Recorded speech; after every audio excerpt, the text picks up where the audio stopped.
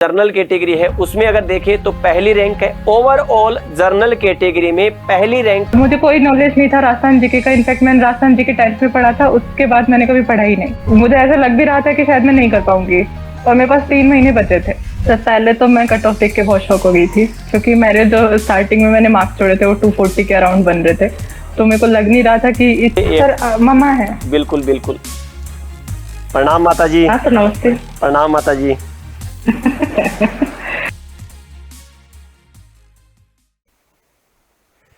Hello नमस्कार सभी प्यारे विद्यार्थियों का उत्कर्ष एग्रीकल्चर क्लासेज के आपके अपने यूट्यूब चैनल पर मैं जीएल चौधरी आज के हमारे एक विशेष सेशन में सभी विद्यार्थी जो इस समय लाइव जुड़े हुए हैं उन सभी का तहे दिल से हार्दिक स्वागत और अभिनंदन। आरएसएसबी के द्वारा आयोजित कृषि पर्यवेक्षक भर्ती परीक्षा 2026 का एग्जाम हुआ। एग्जाम के बाद आप लोगों का 2 गुने के लिए यानी कि डीवी के लिए विद्यार्थियों का परिणाम जारी कर दिया गया और इसी परिणाम के जारी करने के बाद जो एक लिस्ट जारी हुई उसी की मेरिट में हमारे साथ आज के इस विशेष सेशन में ओवरऑल अगर देखा जाए तो उसमें 121 रैंक है 121।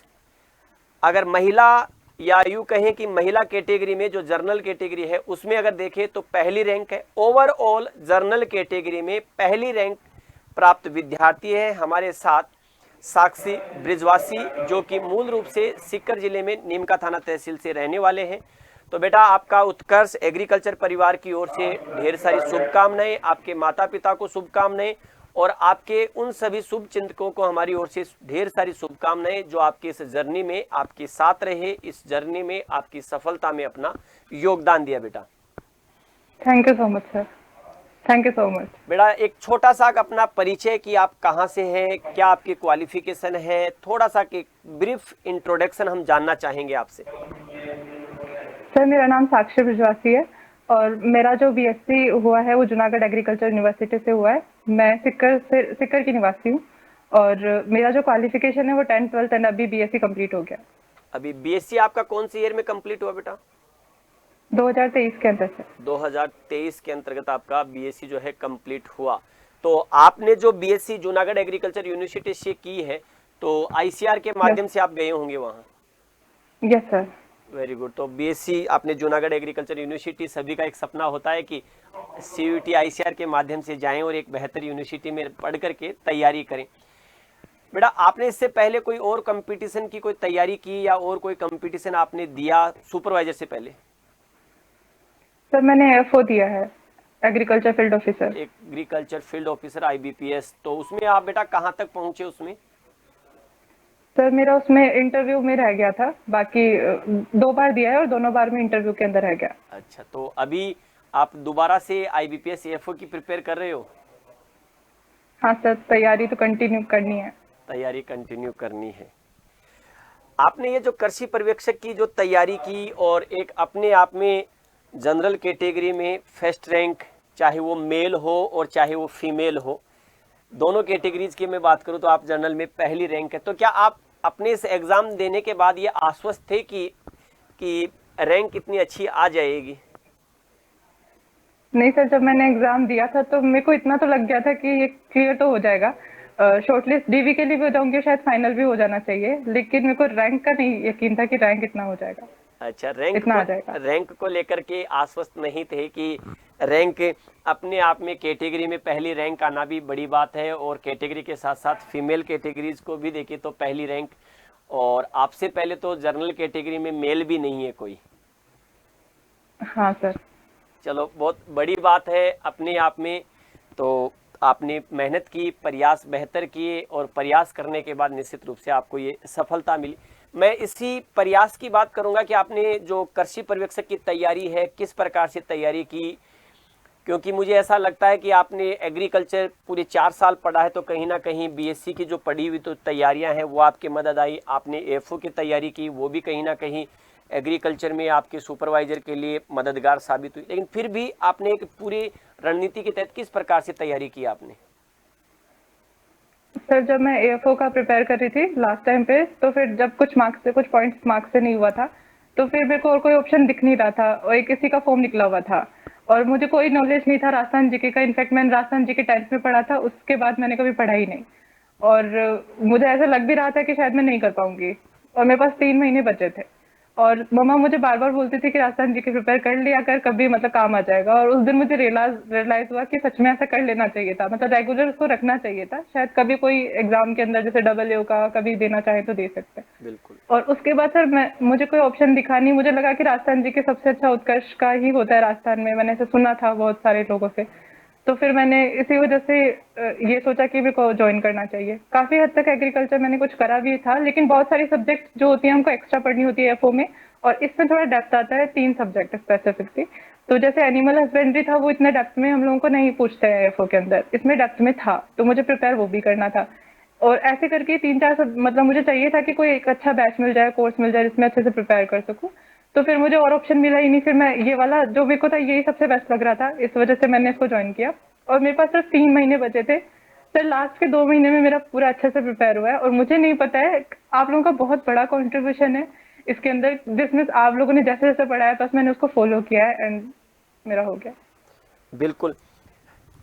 आपने बताया कि ऑनलाइन प्लेटफॉर्म से, इसका मतलब आपने ऑनलाइन प्लेटफॉर्म, तो ऑनलाइन आप कौन से बैच में थे ऑनलाइन, थोड़ा सा अगर पूछना चाहूँ तो मैं, कि B1 B2 B3 Jaipur Jodhpur कहाँ के बैच में थे आप?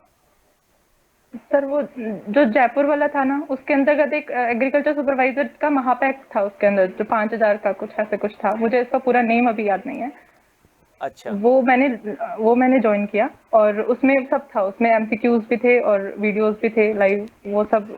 अच्छा, प्राइम जो बैच था उसमें आपने तैयारी की। हाँ, वो तो prime prime batch, yes sir. आपके जो बैच में जो क्लासेज लगती थी, वो लगातार आप लाइव क्लास अटेंड करते थे, या क्लास कभी मिस हो गई तो उसको बाद में भी देख लिया करते थे, या कैसे किस प्रकार से तैयारी करते थे उससे ऑनलाइन प्लेटफॉर्म पे? सर जब मैंने तैयारी करना शुरू करा था तो मैंने वीडियोस देखना ही शुरू करे थे, और टाइम होता नहीं था लाइव का, मैं उस टाइम पे आ नहीं पाती थी, तो मैं रिकॉर्डेड ही देखती थी। लेकिन ये रहता था कि जैसे स्टार्टिंग का जो टाइमिंग था उसमें तो मेरे पास ठीक थे, 3 महीने थे। जब स्टार्टिंग में 1 महीना तक मैंने करा तो मेरे वीडियोस हो नहीं रहे थे कंप्लीट। तो मैंने उसके बाद मेरे को एक बार सर पढ़ा रहे थे, सुमित सर, और उन्होंने बोला कि जिन बच्चों का कोर्स नहीं हो रहा है उनको अब पीडीएफ पढ़ने शुरू कर देने चाहिए, जहां जो समझ नहीं आ रहा उनको वीडियो से जाके क्लियर कर लो। तो फिर मैंने वही स्ट्रेटजी अपनाई कि मैं सिर्फ एक बार पीडीएफ रीड कर लेती थी, और फिर जहां जो नहीं समझ आता था उसको जा करके क्लियर कराती थी वीडियो से। ऐसे करके सर मैंने अपना कोर्स कंप्लीट किया था। अच्छा, सर की ये रणनीति काम आई कि पीडीएफ पढ़ लेनी चाहिए जो लेट से जुड़े हैं वो। हाँ सर, लास्ट में टाइम नहीं था वीडियो का कंप्लीशन का, तो वो मेरे को सही भी लगा, सर का सही सजेशन था। हाँ बिल्कुल, अगर जैसे देर से जुड़े हैं तो निश्चित रूप से सिलेबस काफ़ी लंबा होता है, तो जो सिलेबस रह जाता है उसको कैसे पूरा किया जाए, तो पीडीएफ एक अच्छा साधन और एक अच्छा माध्यम होता है। और आज के समय ऑनलाइन भी जुड़ना एक बड़ी, कि उसको रेगुलरिटी बनाए रखना, कोर्स बहुत सारे विद्यार्थी लेते हैं, बहुत सारे तैयारी भी करते हैं, लेकिन एक जो रेगुलरिटी जो विद्यार्थी की होती है वो नहीं रह पाती। आपने उस रेगुलरिटी को बनाया, कोर्स जो आपका छूटा उसको आपने पीडीएफ के माध्यम से करके आपने उसको समझने की कोशिश की, उसको पढ़ा। इस दौरान जो ये आपका तैयारी करने का जो पीरियड रहा, कभी आपको ऐसा लगा कि क्या मुझसे ये कृषि पर्यवेक्षक जो तैयारी जो कर रही हूँ इसका सिलेबस बहुत लंबा होगा, राजस्थान जीके भी है, कि कभी ऐसा डीमोटिवेशन हुआ हो, कभी ऐसा हताशा जो है कई बार विद्यार्थियों की हो जाती है, तो ऐसा कभी लगा बेटा 3 महीने या जो भी आपने तैयारी की उसमें? सर एग्रीकल्चर तो मेरा काफी हद तक मुझे लगता था कि मैं कर लूंगी, लेकिन जीके का तो मुझे कुछ भी नहीं आता था, मुझे मुझे ये भी नहीं पता था कि इसमें पढ़ना क्या है। तो मैंने जब स्टार्ट किया था तो मैं सुबह सुबह याद किया करती थी, मेरा फिक्स टाइमिंग था कि मैं सुबह 3 घंटे जीके को दूंगी दूंगी, तो 8 से लेकर मैं 11 बजे तक बाहर खुले में बैठ जाया करती थी, और उसको एक बार रीड किया करती थी पीडीएफ को। और उसमें यही था कि बस मुझे याद करना है, मतलब क्योंकि फैक्ट्स होते हैं जीके के अंदर तो उनको याद ही किया जाता है, तो फर्स्ट डे से ही मैंने उसको याद करना शुरू किया था। और ऐसे करके पहले अपने जीके पे कमांड बनाया, फिर ओवरऑल कॉन्फिडेंस आ गया था थर्ड तक। बहुत बार डिमोटिवेट भी फील होता था, लेकिन फिर ऐसा लगता था कि एक यही ऑप्शन बचा है, इसके बाद कोई ऑप्शन बचा नहीं है, एएफओ हाथ से चला गया है, तो बार बार बस यही होता था कि इसको करना ही है, तो इस वजह से। और आपने हिंदी में जो तैयारी की, हिंदी में कितने क्वेश्चन अटेंड किए आपने? सर मेरे टोटल 15 क्वेश्चन थे, जिसमें से 14 मैं करके आई थी और एक छोड़ कर आई थी, और वो जो छोड़ कर आई थी वो आज डिलीट हो गया था क्वेश्चन, मतलब अभी जो रिजल्ट है वो। तो इसका मतलब आपने 14 क्वेश्चन किए, 14 राइट है। हाँ 14 सही है, वो एक क्वेश्चन था वो भी अब डिलीट होके वो कंप्लीट। तो 15 मैं, हो गए।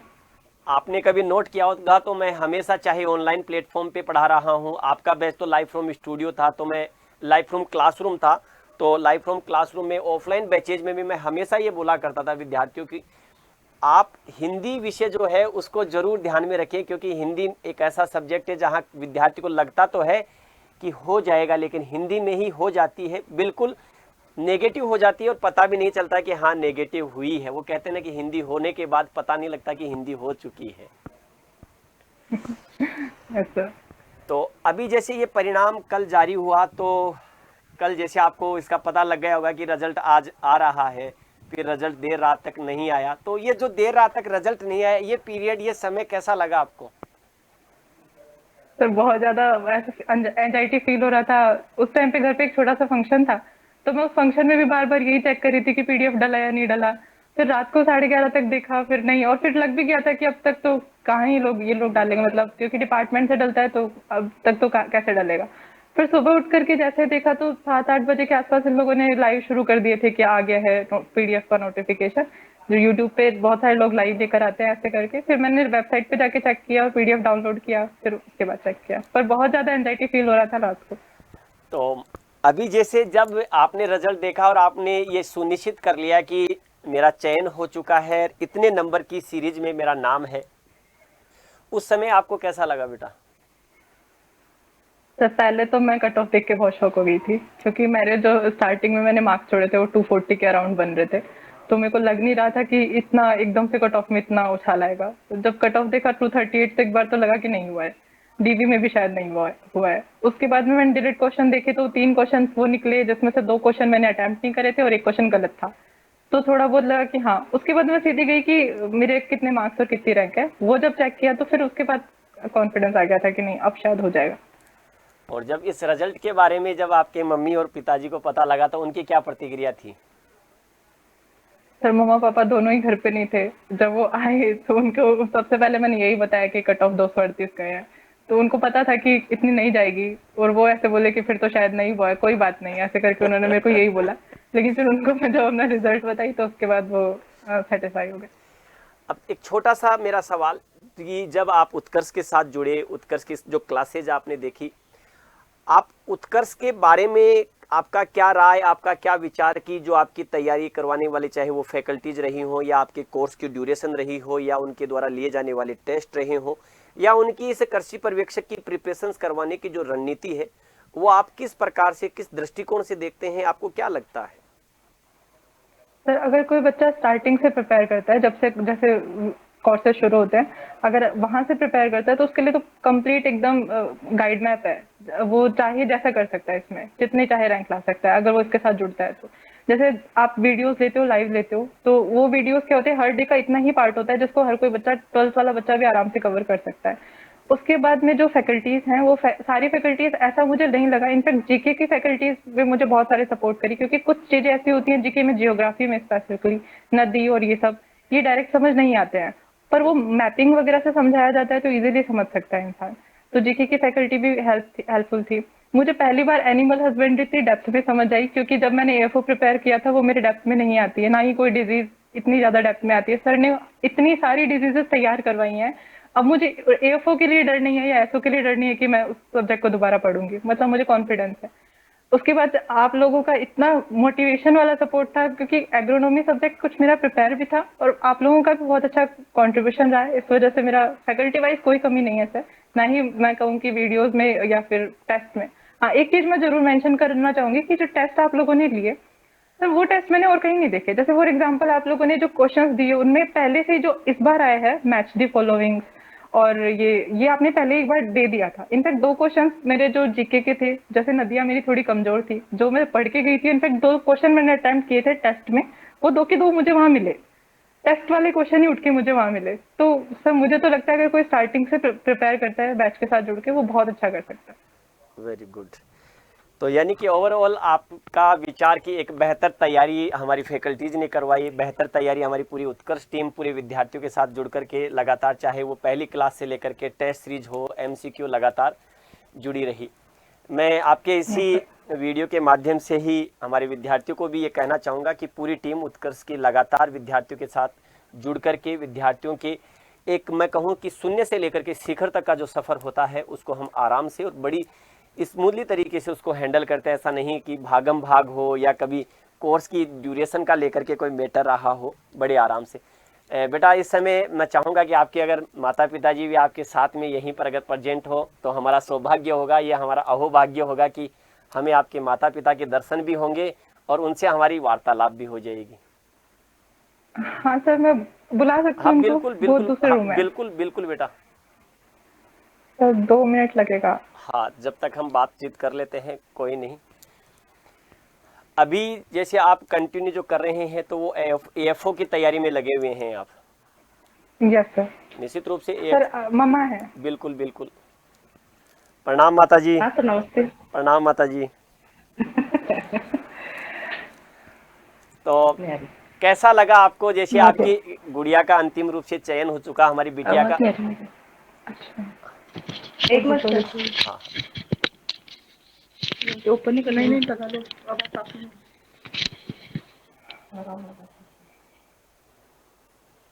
हेलो, हाँ सर, नमस्ते। हाँ, तो आपने मारवाड़ी में क्या होना कि एक थे लगाए ले और एक बाइन दे दो। तो एक आप लगा लो, भैया को दे दो। दोनों के बीच का माए बराबर बराबर कम्युनिकेशन हो जाए। हाँ बिल्कुल सर। तो मैं आपको ये पूछ रहा था कि भाई आपकी जैसे हमारी बिटिया का अंतिम रूप से चयन हो गया तो आपको कैसा लग रहा है? सर अच्छा ही लग रहा है, बहुत अच्छा लग रहा है। बाकी तो देखो, हम जो चाह रहे थे वो तो अलग ही चाह रहे थे, लेकिन फिर भी चलो एक सीधी पकड़ना जरूरी था, इसलिए हमने कहा कि बेटा करो, और करते करते आ गया तो बहुत अच्छी बात है। बहुत ही खुशी हो रही है, मानो देखो छोटी हो चाहे बड़ी हो, सर्विस होती है। जो आप सोच रहे हैं और आपने जो सोचा होगा, निश्चित रूप से मैं ये आपको विश्वास दिलाता हूं कि उस जगह पहुंचने के लिए ये सीढ़ी है, और इस सीढ़ी पे आज इन्होंने जो पैर रखा है, ये पैर निश्चित रूप से आने वाले समय में जिस पद के लिए तैयारी आपकी बिटिया कर रही है, हमारी बिटिया कर रही है, ये निश्चित रूप से वहां तक पहुंचेंगे, हमें पूर्ण रूप से विश्वास है। और आप जैसे माता पिता का लगातार एक बच्चे के प्रति जो स्नेह, और बच्चे के लिए सबसे बड़ी तैयारी, जैसे मैं जब स्टार्ट हुई थी तब कह रहा था कि कोई भी विद्यार्थी, चाहे मैं हूं विद्यार्थी रहा हूं या कोई विद्यार्थी, क्योंकि उसकी सफलता में जो सबसे मुख्य रोल जो होता है वो उसके माता पिता का ही होता है। अमूमन क्या होता है कि माता पिता बच्चे को गाइड करते हैं, और बच्चा अगर उस गाइडेंस में चलता है तो मैं ये कह सकता हूं कि कोई भी विद्यार्थी राह से नहीं भटक सकता। बिल्कुल सर। दूसरी बात इसकी ये थी कि इसका जीके तैयार नहीं था, तो मैं इसको फोर्स करती थी कि बेटा ऐसी भी कोई वैकेंसी आए तो उसको भरा करो, ताकि, तो ये डरती थी कि मम्मी उसमें जीके मेरा तैयार नहीं है। तो मैंने कहा उत्कर्ष ऐप का मैंने सुना है तो तुम वो लो। तो जब जबरदस्ती मेरे फोर्स करने के बाद में ये ली, और आपका बहुत बहुत धन्यवाद है कि आपकी कृपा से समझो इसका क्लियर हुआ। देखो, कृपा नहीं बल्कि हमारा, तो मैं तो ये कहूं कि हमारा सिर्फ प्रयास मानो कुछ भी। हमारा सिर्फ इतना ही रोल है कि एक विद्यार्थी कहें या एक सैनिक को युद्ध में जाना होता है तो हम उस युद्ध में जाने के लिए जो जो अस्त्र और शस्त्र चाहिए वो बता सकते हैं, वो राह दिखा सकते हैं। बाकी अंतिम रूप से क्लासरूम में विद्यार्थी को ही तय करना होता है कि क्वेश्चन किस प्रकार से उसको पढ़ना है, किस प्रकार से तैयार करना है। एक अध्यापक बेहतर तरीके से पढ़ा सकता है, उसको समझा सकता है। आवश्यकता एक विद्यार्थी को ये होती है कि उसका वो रिवीजन करें, उसकी वो प्रैक्टिस करें, और उसके ज़्यादा से ज़्यादा वो टेस्ट दें। देखिएगा, क्योंकि अब मैं अभी ये जो कृषि प्रयोगशाला का पेपर लगा, इसका बिल्कुल ट्रेंड पिछले जो टेस्ट पेपर्स या जितने भी एग्जाम्स हुए उनसे बिल्कुल हट करके हैं। आप खुद जिसको कहें तो टीचिंग लाइन में है, बिटिया बता रही थी।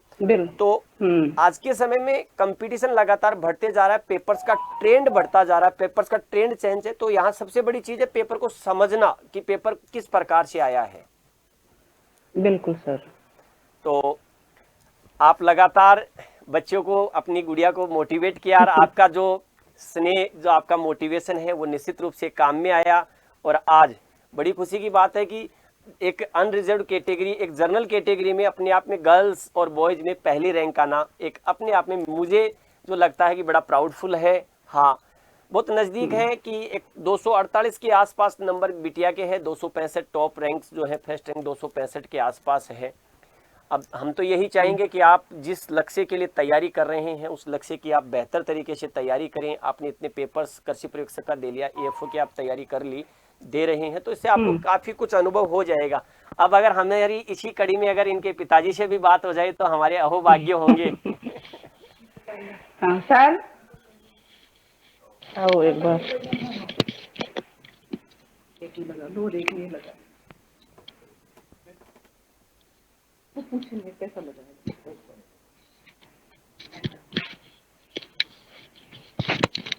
ये लगा लो। गई वो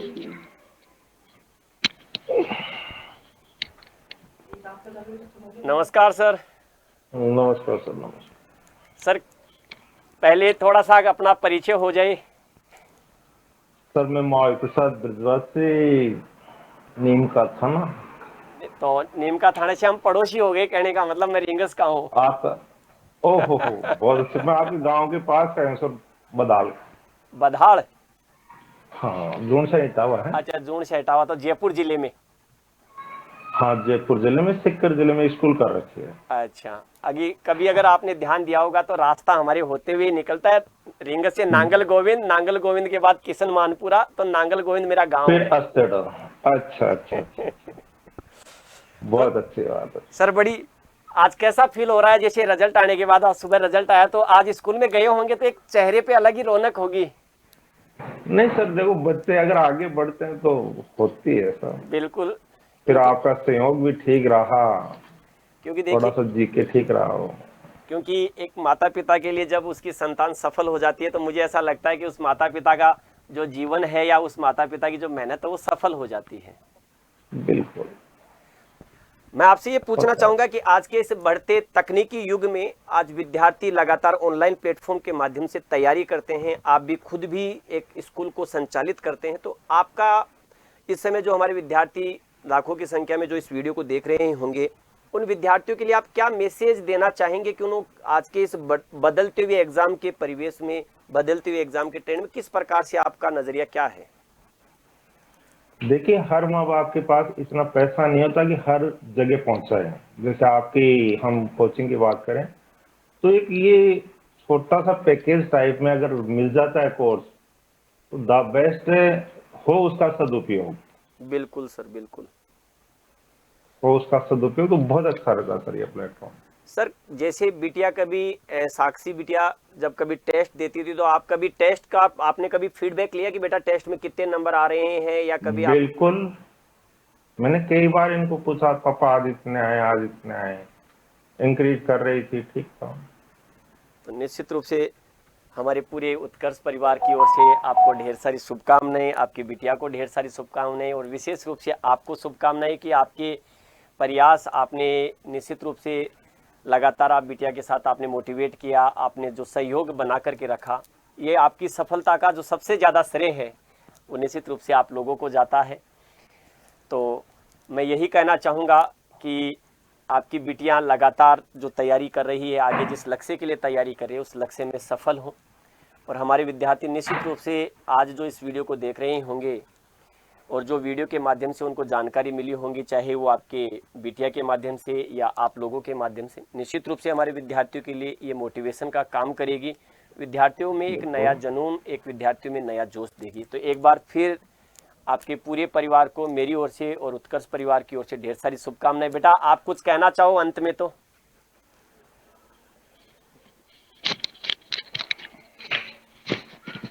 जो भी आपके जो भी बेटा विचार हो, आप उत्कर्ष परिवार के लिए, आप हमारे जो विद्यार्थी इस समय जो देख रहे होंगे उनके लिए, जो कुछ आपके मन में जो विचार है, कुछ भी जो आप बोलना चाहें कह सकते हैं बेटा। सर जिनका अल्टीमेट यही है कि उनको सुपरवाइजर ही बनना है और उनको एक बेहतर प्लेटफॉर्म चाहिए जहाँ तैयारी की जा सके और आराम से, मतलब जहाँ हर एक कंसेप्ट को अच्छे से समझा जा सके। तो आई थिंक ये प्लेटफॉर्म बहुत अच्छा है, आप इसको आराम से ज्वाइन कर सकते हैं। जिनका जीके कमजोर है वो वहाँ से जीके तैयार कर सकते हैं। अगर उन्होंने पहले कहीं से जीके प्रिपेयर नहीं किया है, जैसे मेरे साथ हुआ, अगर जैसे किसी ने डबल को तैयारी किया उनका पहले से ठीक होता है। कोई स्टार्टिंग से अगर कोई करना चाहता है, ये बहुत अच्छा प्लेटफॉर्म है। तो चलो बेटा, एक बार पुनः मेरी ओर से और हमारी पूरी उत्कर्ष टीम की ओर से आपको ढेर सारी शुभकामनाएं। आपका भविष्य बड़ा उज्जवल रहे और आने वाले जिस लक्ष्य के लिए आप तैयारी कर रहे हैं, हमें उम्मीद ही नहीं, पूर्ण रूप से यकीन है कि आप उसमें भी सफल होंगे। तो आपको और आपके पूरे परिवार को एक बार पुनः ढेर सारी शुभकामनाएं। जय हिंद, राम राम।